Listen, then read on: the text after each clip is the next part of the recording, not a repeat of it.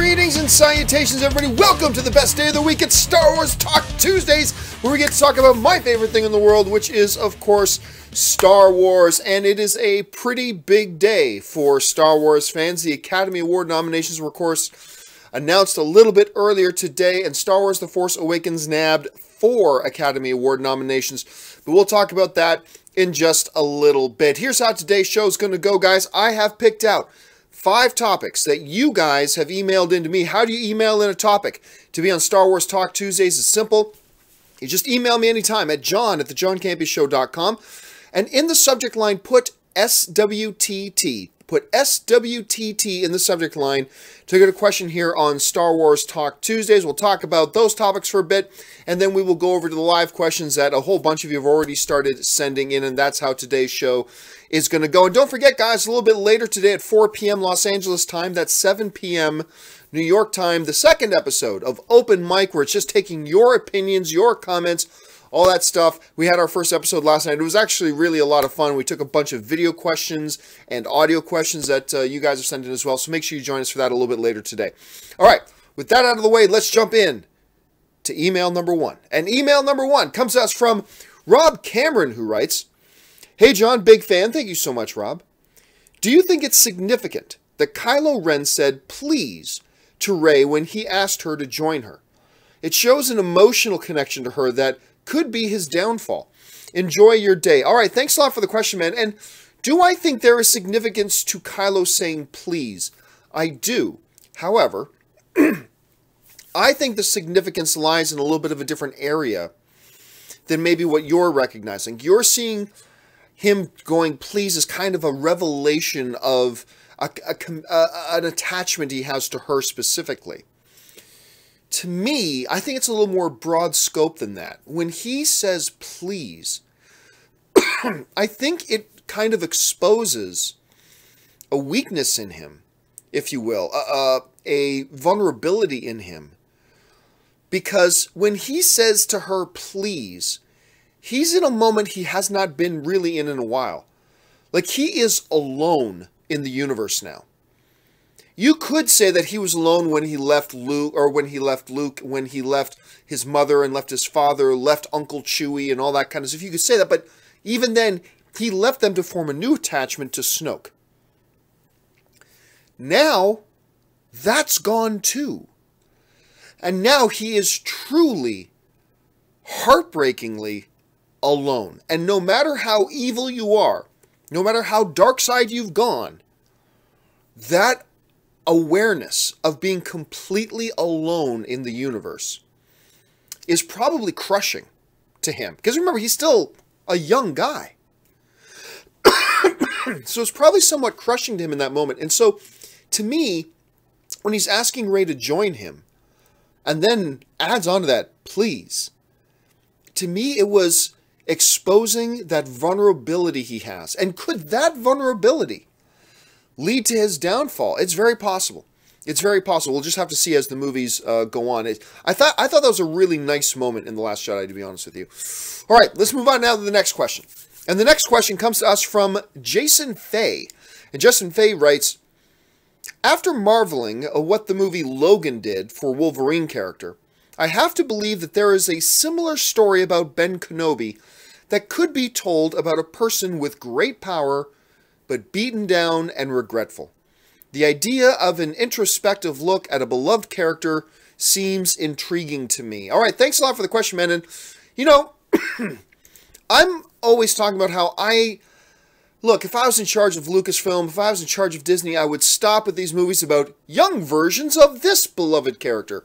Young versions of this beloved character. You know, I don't want to go backwards. My first choice would not to be going backwards in the storytelling of Star Wars. You guys all know that. But even I will admit that the notion of an Obi-Wan movie that takes place during that void between his escape in Revenge of the Sith, going off to Tatooine to keep a distant eye on Luke, and when we finally catch back up to him in Star Wars Episode 4, not doing a very good job protecting Luke because those Tusken Raiders could have killed him. And he comes strolling along. Oops, was I late? Did I miss something, boys? You know, I always thought that was kind of funny. You spent the last 30 years living as a hermit to keep an eye and protect this kid. And the moment he almost dies, where were you? You come strolling along 15 minutes later. I always thought that was kind of funny. Anyway. The idea of an Obi-Wan movie in that time period has become more and more appealing to me. Now, if Lucasfilm said, hey, John, you get to choose. We're going to do an Obi-Wan movie, or we're going to do a new movie set in the era of the Old Republic. I'll go take something, anything in the era of the Old Republic. Go. But I'm not opposed to the Obi-Wan movies growing on me. However, what you're mentioning, the idea of like a Logan comparison. Whereas Logan, when we meet Wolverine in Logan, he is beaten down by the world. He is pessimistic and just has given up on life. He's drinking himself silly. All he wants to do is run away from everything and blah, blah, blah, blah. With Obi-Wan, that would be difficult to do. Because when Obi-Wan flees at the end of Revenge of the Sith to escape the Purge and also to keep an eye on Luke from a distance, he's still hopeful.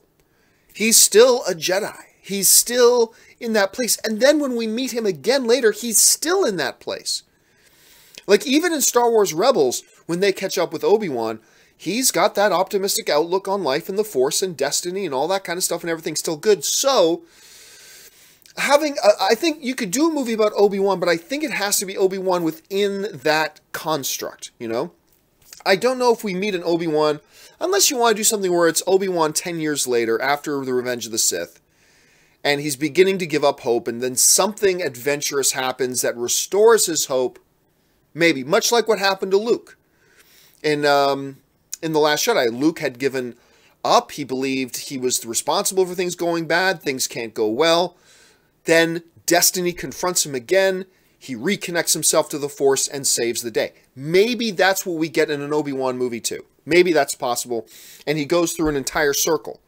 That he ends back up where he was mentally by the time we catch back up with him in episode 4. It's totally possible. Maybe that's something they could do. Is that something you guys would be interested in them doing? Jump into the comments section and let me know your thoughts. All right, let's move on to the next question.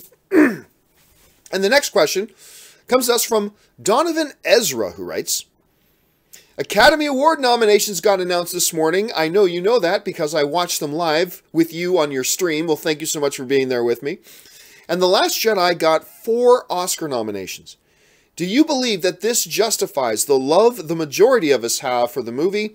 Thanks, and may the filthy be with you. All right, yeah, and like I mentioned off the top, exciting day. The Academy Award nominations were announced.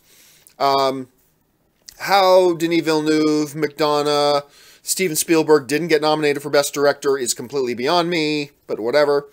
How Molly's Game didn't get nominated for Best Picture, it's a little bit of a question mark to me, but whatever. Most of the nominations were right on the money. Most of them. And Star Wars The Last Jedi walked away with not 1, not 2, not 3, but 4 Academy Award nominations. And that's great. And they were all in categories. None of them were a fluke. They were all in categories they totally deserved it. John Williams' score in The Last Jedi is fantastic.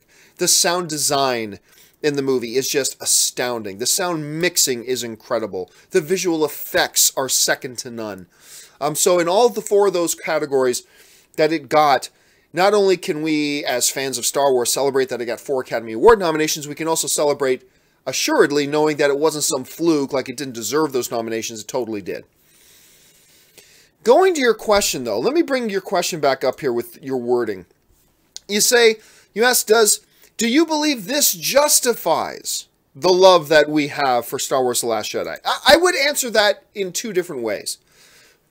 Number 1, you don't need awards to justify your love for something.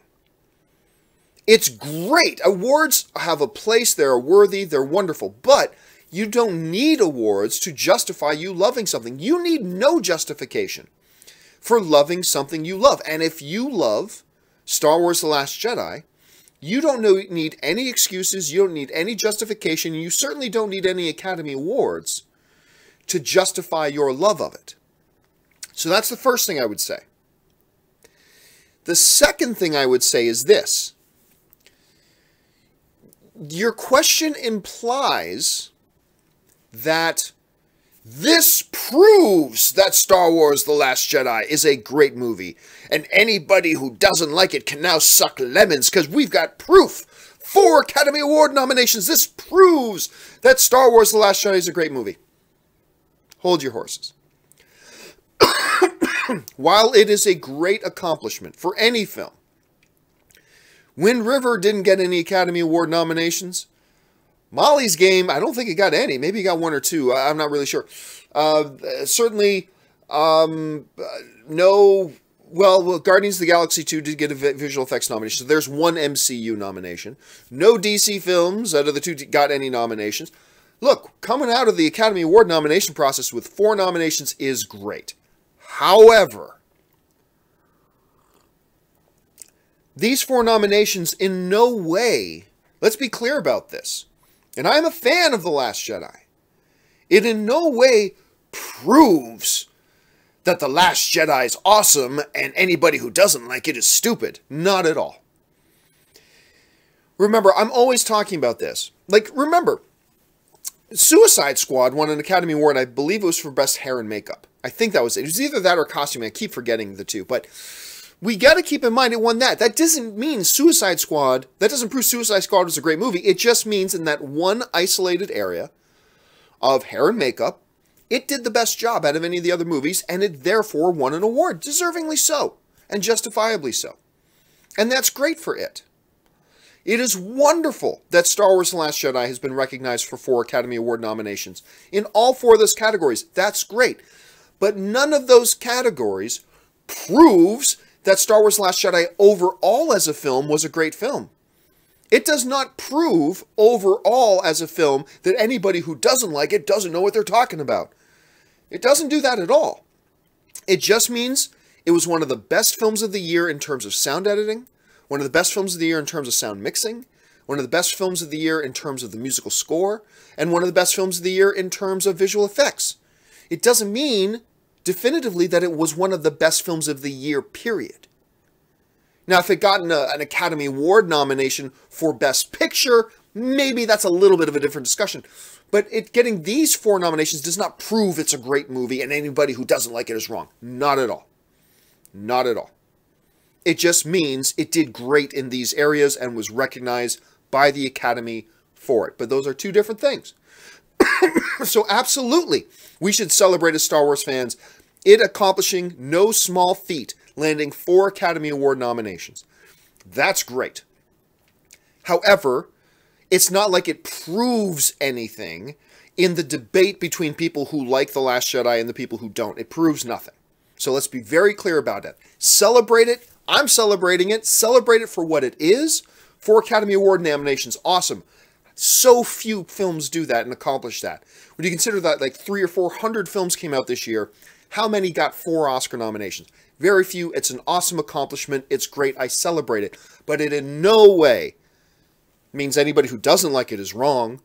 And in no way means that if you love it, that you're right. Nor do you need it to prove that you are right to love it. So let's celebrate it, but let's not overestimate the meaning of it. It's still great, but it doesn't change the world. You know what I'm saying? Anyway, that's just my thoughts on it. Maybe you guys have a different point of view on it. Jump into the comments section. Let me know what you think. All right, next question comes to us from Jack Murphy, who writes, "Hey, John, big fan since the AMC days. Thank you so much, Jack. The new Star Wars Rebels mid-season trailer dropped, and there's a lot of questions it raised, but the biggest question I had from it is, will we see Ahsoka? Is she connected to that green bird condor? We saw it follow her in the last scene. Is she dead?" Well, you know, first of all, out of all the questions lingering about Rebels, what happened to Ahsoka to me is not even in the top 20 most biggest important questions. She's not even one of the core characters of the show. She's a side auxiliary character. But you love her, clearly, and it means something to you. I thought the show made it very clear that she was not dead. She did not die in that last confrontation with Vader. The show showed her walking away. There was no body language. She walked away. Now, maybe that was her Force ghost walking away. Maybe it was, I suppose. But just taking the most clear explanation to me was she's alive. It showed her walking away. She's still there somewhere. There was no burning pyre funeral for Ahsoka Tano, former Jedi Knight. So I think she's fine. I do think she pops back up again in this second half of the season. I think she will pop up again and hopefully do what they should have done with her in her epic battle with Vader, given her an epic heroic death. Look, I don't even like the Ahsoka Tano character, but I started to appreciate how they were using her in Rebels. And even I came around to the point that I thought, you know what? Because of the way they've used this character here, now she deserves that epic heroic send-off. She deserves that epic heroic death. And what better way than her fighting her former master, Darth Vader, in an attempt to save her friends' lives. That was a great heroic way to send her off. And they copped out. They copped out and they didn't kill her, which was just stupid. Anyway, or maybe it's not. Maybe they have even bigger plans for her, an even bigger heroic send-off for her in the second half of Rebels. I don't know. We'll have to see. But yes, I do believe she is still alive, and I do believe she will pop up again in the second half. I don't know that. Nobody's told me that. I'm just taking a guess and giving my best assumption. All right, let's move on now to the final email question of the day. And the final email question of the day comes to us from Jamie Bumgarner, who writes, "Hi, John. Found your show about a month ago and I love it." Well, thank you so much, Jamie. I appreciate that. Also, love the way you teach me and others to treat other people's opinions. Well, thank you. That's really important. I think that's all something we need to keep teaching each other. All I have seen is the movies. Would love to read a canon Star Wars book, but don't know where to start. All right. I get asked this question a lot about, there's a bunch of new canon Star Wars novels. There's a whole ton of them out now. If I wanted to start reading them, where do I start? And it should be pointed out that they're not all good. Some of them are quite frankly pretty crappy. But there are people... I'm tempted to... Whenever somebody asks me, what should I start with? I'm tempted to say the best one, which is Lords of the Sith. To me, Lords of the Sith is the best new canon era book, period. Like, bar none, nothing else comes close. Bloodlines is good. Tarkin is real good. What was that? The Phasma novel is really good. There are several really good ones. I think Lords of the Sith is by far the best, though. It's the best one. But you know what? The more that I think about it, it's not the best one to start with. Maybe make it your second one or third one. I think the best one to start with, because if all you know is the movies up to this point, read the novel. That number one is a great novel, but number two also ties in the most with the original films, and that is Claudia Gray's Star Wars Lost Stars. This book is wonderful. And I know there are people, including myself, that to some degree were initially a little turned off by it because the description of it makes it sound a bit like a YA novel. And to be fair, Lost Stars is kind of a YA novel. It kind of is. But it's a great one. And it does a marvelous job. I'm not going to go into exhaustive detail here, but it does a marvelous job of taking these new characters from childhood and watching them grow up and how their lives weave in and out with the original Star Wars trilogy and beyond. As a primer, as a first book to read in the new canon era, I think that makes it the best one.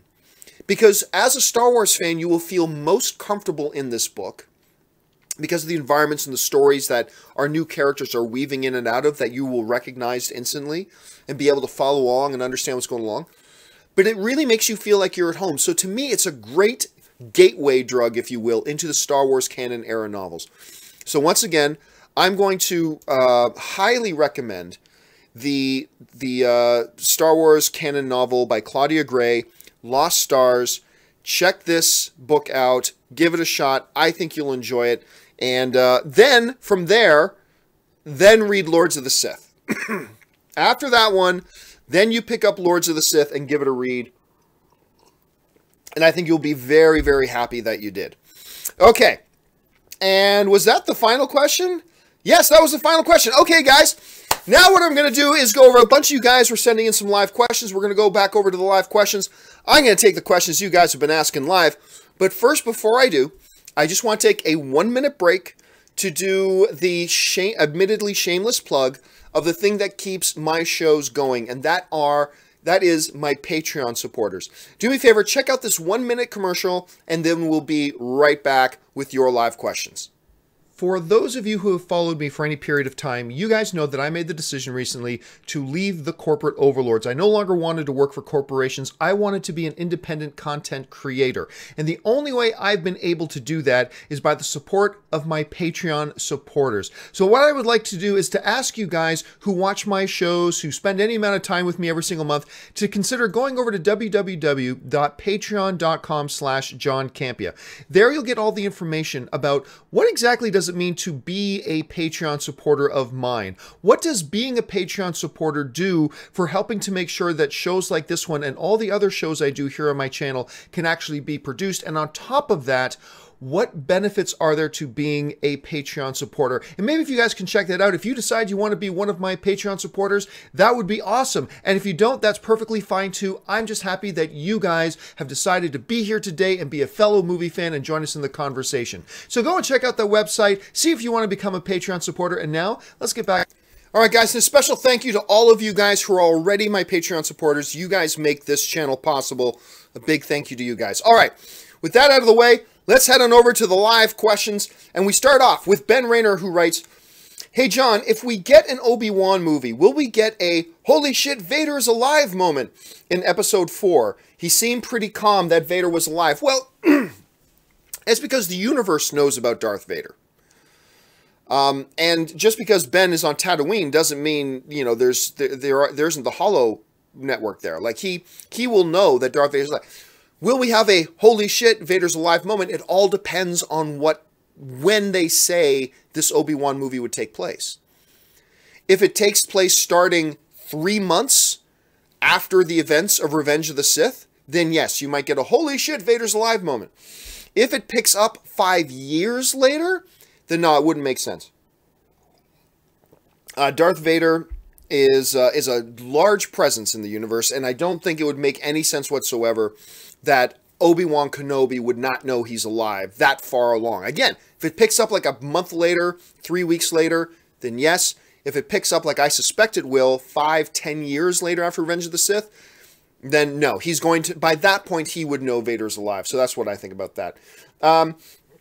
Matthew Koss writes, "What turned Ben Solo to the dark side? Kylo had everything. Perfect mom and dad. Uncle is Chewbacca. Was it having to live up to them that he couldn't handle?" Well, yeah, he had all of that, but sometimes, like, even in real life, there are kids. I mean, I had friends growing up that were just assholes to their parents and really rebelled strong, and their parents were awesome. I remember me and my group of friends had this one friend in particular who was a good guy, but we would just always marvel. Like, we all rebel against our parents to some degree. But I remember we were thinking, like, holy shit, man, like, Mr. and Mrs. So-and-so are awesome people. Why is he such a dick to them? Like, maybe the better and higher quality of the parents, the more the kid feels they need to rebel. I don't understand child psychology, so I'm not going to go into that in any great detail. But that could definitely play a part of it as well. On top of that, don't forget there was this other influence in him, which is the dark side of the Force. The dark side was drawing him from a very young age and was very powerful in him and all that kind of stuff. And then on top of that, you had Snoke meddling. You had, you know, the high school track coach offering him cocaine. I mean, that's kind of what Snoke was. Snoke was the high school track coach offering the kid cocaine behind, you know, the track bleachers. And so he had those other counter things. Like, Ben didn't just go dark in a vacuum. There were extenuating pressures and forces, no pun intended, pushing him towards that then ultimately led him to make the decision that I want to be bad. I want to be like Grandfather Vader. So Yeah, so I think there was a lot of elements that go into it. And again, I think if you think of some of the biggest asshole kids you grew up with, or your friends that rebelled the strongest against their parents, maybe sometimes the parents were bad parents, but you can probably think of a number of your old friends that really rebelled hard against their parents or treated their parents like crap. And you think, well, wait a minute, Mr. and Mrs. So-and-so were actually really cool people. It happens, man. It happens. All right, next one. Comes to us from Gareth Tucson, who writes, I saw The Phantom Menace at age 5, and it got me into Star Wars. Do you think the prequels should have more credit for getting younger fans at the time into Star Wars? To some degree, but look. Teletubbies got young kids into television.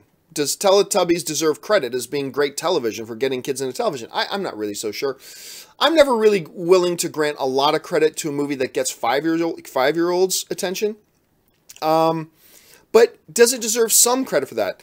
Yeah, I mean, look, even I give it... I'm one of the biggest prequel haters out there, and even I give it some credit for that. Absolutely. I think we would have had a much bigger, much stronger new generation of Star Wars fans had those films been any good. I think, like, the legion of Star Wars armies we would have now would dwarf what there currently is. But, I mean, to some degree, yes. Look, I know some people. I have some people that I correspond with on Twitter and whatever, that their first exposure to Star Wars were the prequels. To some of them. Some people I know, their first exposure to Star Wars was the prequels, and they never got interested in Star Wars after that. There's that. But there's also the other side, that some of the prequels got some people into them for the first time. And yes, I think that needs to be acknowledged to some degree, but I don't think it's an overwhelming thing. But that's just from my point of view. I may be wrong about that. Luke1234 writes, I want to see the Rancor return with today's CGI. Yeah, that could be pretty good. I mean, when you think back, the Rancor is a great example of just how astounding it is that they had no computer-generated effects, that they were able to make those things look that good back then without pure CGI. It's remarkable. It is just incredible the way they make it. And the Rancor was one of those things that just looked so great.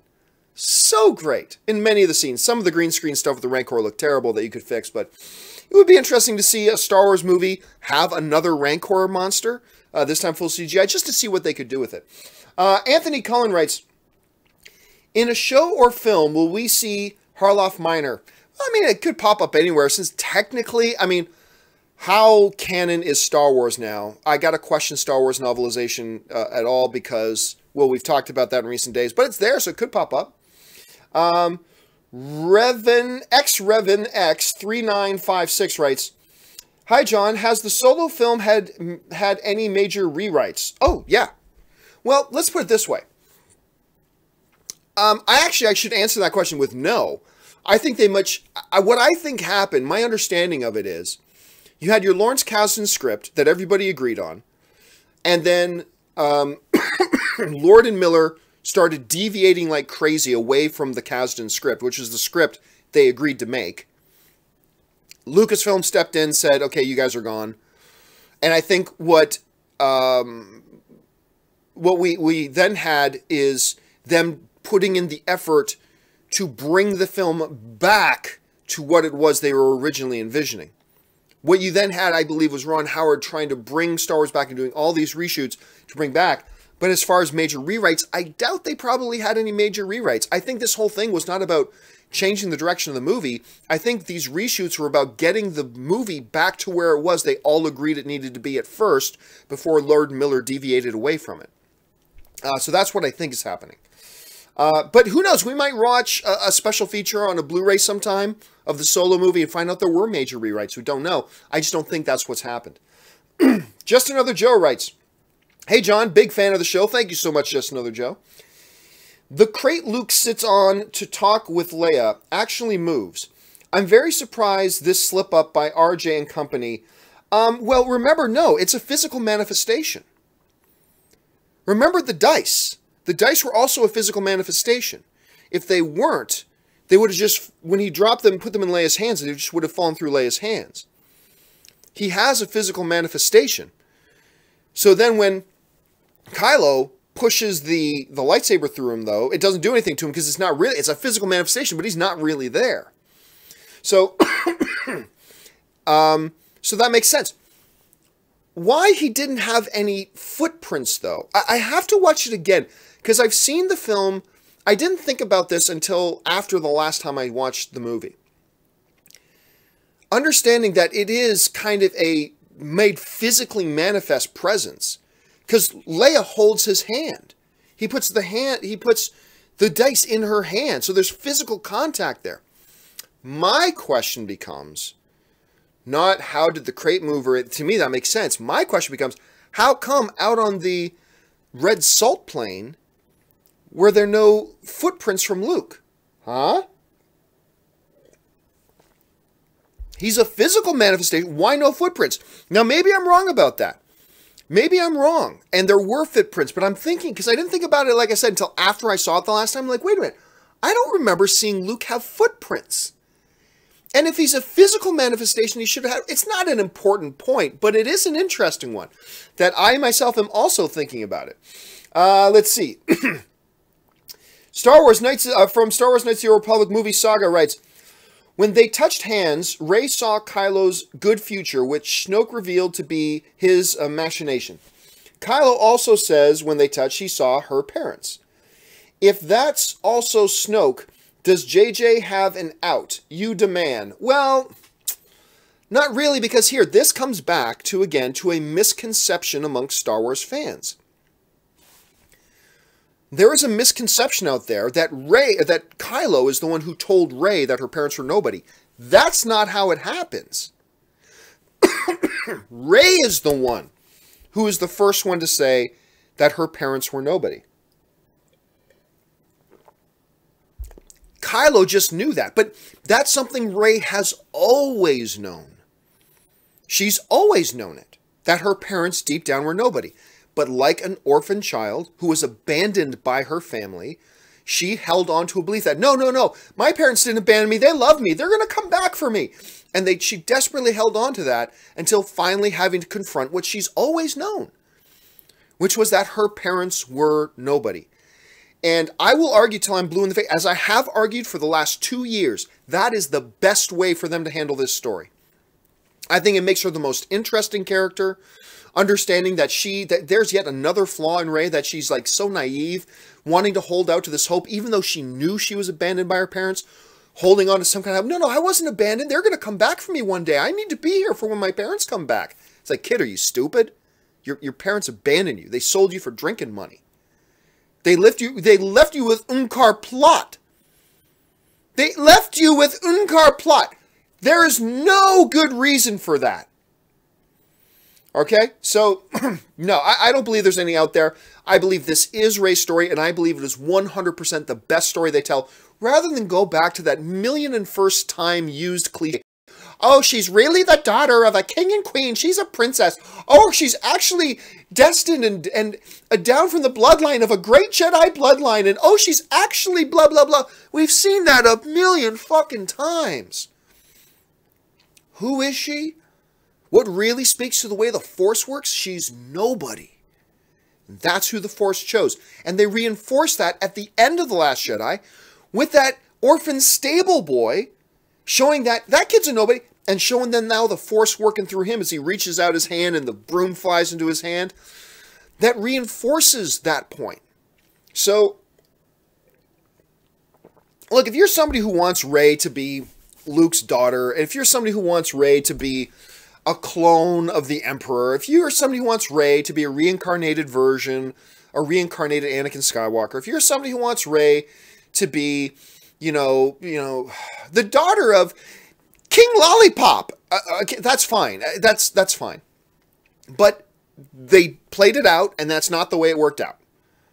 And I believe the way they worked it out was the best way to work it out. It makes the most sense. It's the most consistent with how we understand the Force and how the Force works. It's most consistent with how the Force has always worked through the lineage of the Jedi, going back for thousands of generations. It was absolutely the right way to handle Rey.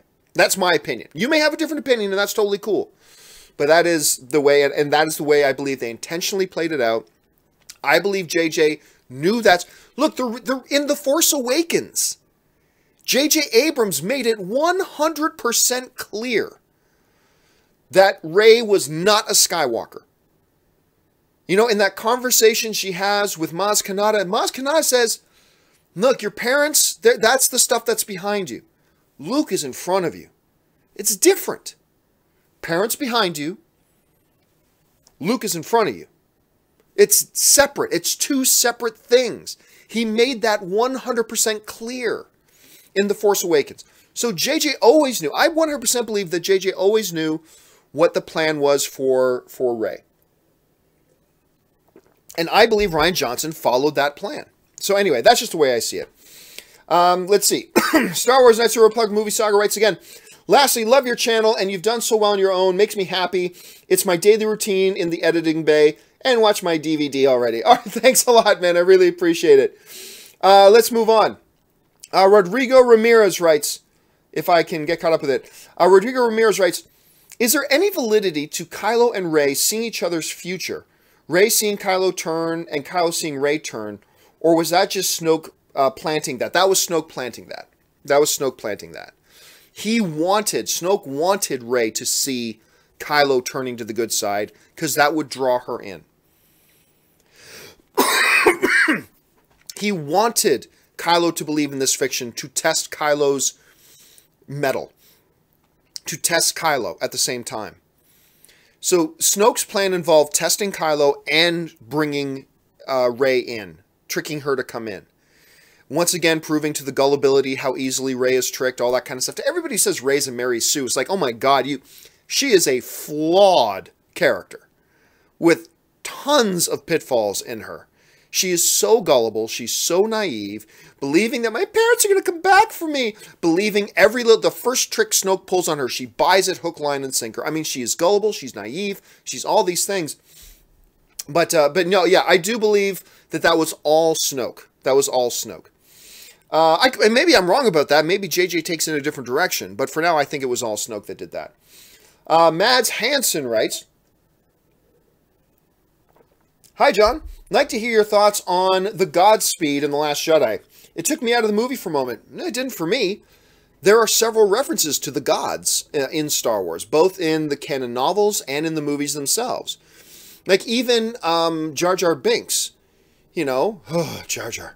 But even Jar Jar, like when saying that, you know, I have a life debt to you now, the gods demand it. I mean, there's reference to that. All the culture have their gods. So for one of the people in this universe to say to another person in the universe, Godspeed, I don't see any consistency there. That's not inconsistent with anything they've had in the Star Wars universe up to that point. You can say, but John, they haven't said it before. Okay, they haven't said it before. You know what else they haven't said? They haven't said pancake. They haven't, I don't recall. There's never been the word pancake spoken before. Does that mean they can't use the word pancake in the next movie? You know, they've never used the word truffle butter in Star Wars. Well, come to think of it, they probably shouldn't use the word truffle butter in Star Wars in the future. So maybe that's a bad example. Fine, fair point. But because of the consistency they've already set up in the movie universe, I didn't see any problem with it. If it took you out of it, then that's valid. It's a valid complaint. If it took you out of it, that was your experience. So that's valid.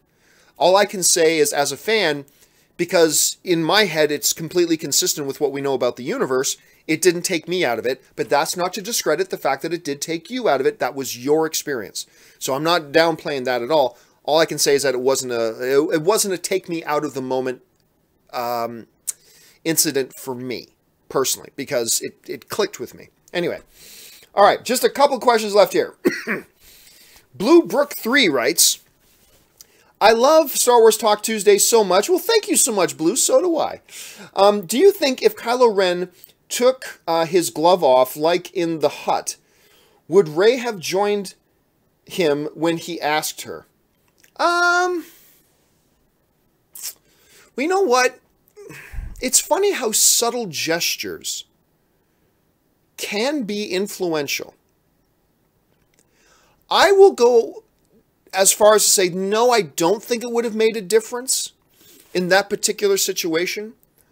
But but let's not downplay how influential small gestures like the one you're describing can have.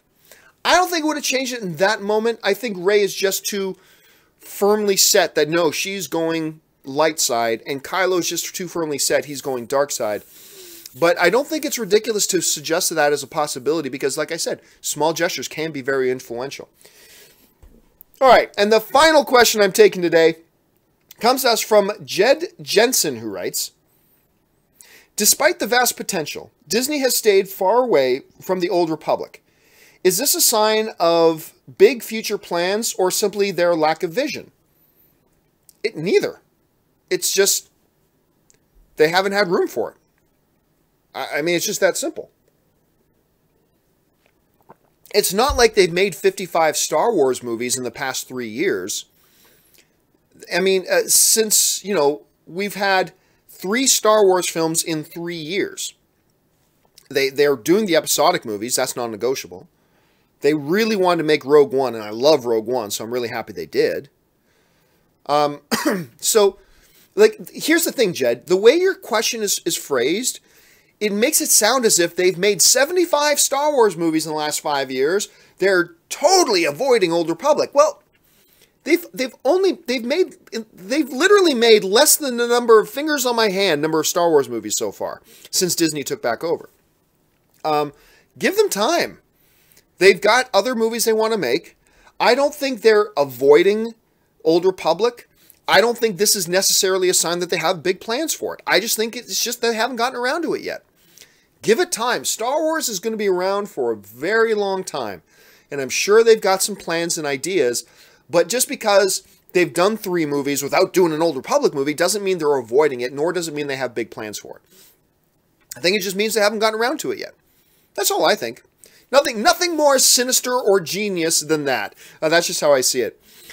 All right, guys, that will do it for this installment of Star Wars Talk Tuesdays, my favorite day of the week because we get to sit here and talk about nothing but Star Wars, and I appreciate you guys. Those of you who believe all the things I believe about Star Wars, and those of you who disagree with me about a lot of things about Star Wars, the important thing is we're all Star Wars fans, and we get to sit here and exchange different ideas and have different points of view, and that's a fun thing for me. So thank you guys so much for coming along on this journey with me. Don't forget, jump down to the comment section, leave a thought and a comment on any or all the topics that got raised here today. Also, make sure you subscribe to my YouTube channel. We've got over 100,000 subscribers, but listen, we got room for a lot more. If you're not yet subscribed to my channel, make sure you click that subscribe button. And even if you are a subscriber, I've had a few people mention to me they haven't been getting notifications. Click that little bell button, that little button that has the bell on it. That makes sure you get the notifications, so go make sure and check that out as well.